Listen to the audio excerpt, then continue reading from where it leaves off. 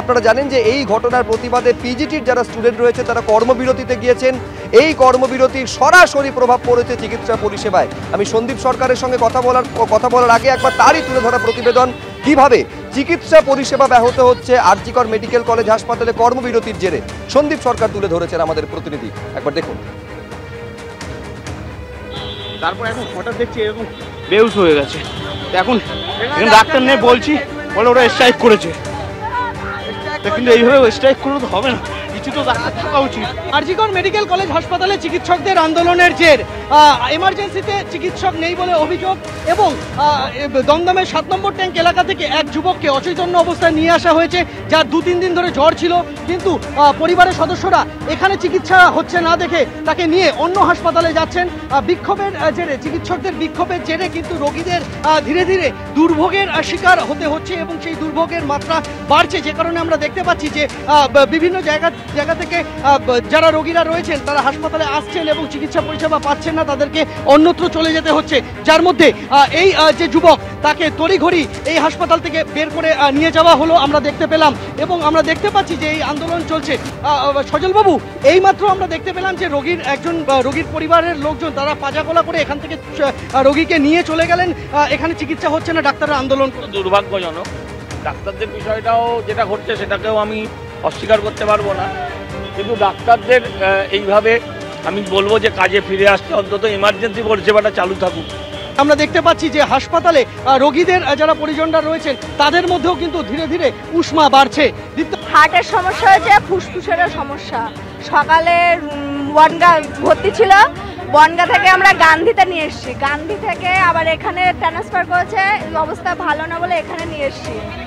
এখানে এমার্জেন্সি বন্ধ বললো, এখানে কোনো চিকিৎসা নেই, এখানে স্টাফ নেই, কোনো সব স্ট্রাইক চলছে। আমি সরাসরি সন্দীপের সঙ্গে কথা বলবো। সন্দীপ, একেবারে রাজ্যের বেশিরভাগ মানুষ তারা সরকারি হাসপাতালে পরিষেবার উপর নির্ভর করেন। আন্দোলনরত চিকিৎসকেরা তারা জরুরি পরিষেবা চালু রেখেছেন বলে দাবি করছেন, কিন্তু বাস্তবে দেখা যাচ্ছে যে বহু রোগীর পরিবার তারা ফিরে যেতে বাধ্য হচ্ছেন চিকিৎসা না পেয়ে।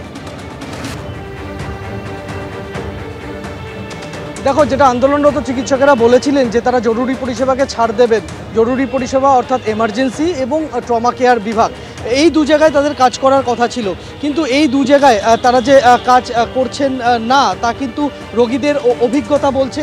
পরপর রোগীদের ফিরে যেতে হচ্ছে হাসপাতাল থেকে। আমরা দেখেছি যে মাথায় আঘাত পাওয়া ছোট্ট শিশুকে ফিরে যেতে হচ্ছে, হৃদরোগে আক্রান্ত প্রবীণ ব্যক্তিকে ফিরে যেতে হচ্ছে এবং একের পর এক রোগী হাসপাতাল ছেড়ে ফিরে যাচ্ছেন অন্য হাসপাতালে। কেউ কলকাতা মেডিকেল কলেজে যাচ্ছেন, কাউকে এনআরএসে পাঠিয়ে দেওয়া হচ্ছে।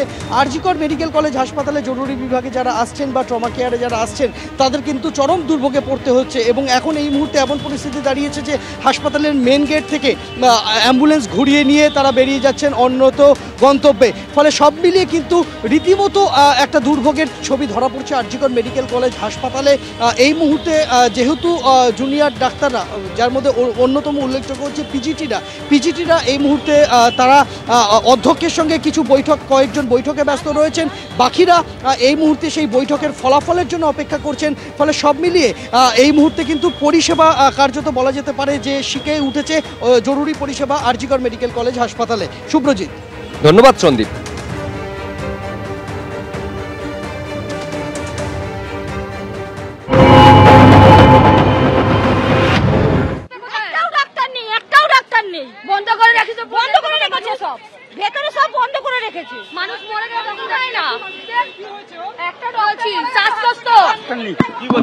বলছে এনারা সিলিজার না মেডিকেলে, আর আমার এত কষ্ট হচ্ছে, দম বেরিয়ে যাচ্ছে, এই নিঃশ্বাসের প্রবলেম, পারছি না। চলে যাচ্ছি, কি করবো এখন? মেডিকেলে যাব, এখানে তো ডক্টররা তো স্ট্রাইক করে রেখে দিয়েছে, অসুস্থ পেশেন্ট নিয়ে এখন মেডিকেলে যাচ্ছি। মার পটি হচ্ছে না, খুব যন্ত্রণা হচ্ছে, আজ 5-6 দিন পটি হচ্ছে না, তাই এত যন্ত্রণা হচ্ছে, মার পেসমেকার বসেছে। এমার্জেন্সি দেখছে না, বলছে হচ্ছে কি এখানে হচ্ছে এমার্জেন্সি আজ দেখবে না। আমার বুকে আছে কি যন্ত্রণা, পাকাপোল, ভাঙড় থানা। ডাক্তার নেই, কি বলতে পারবো না। চিত্তরঞ্জন যাবো।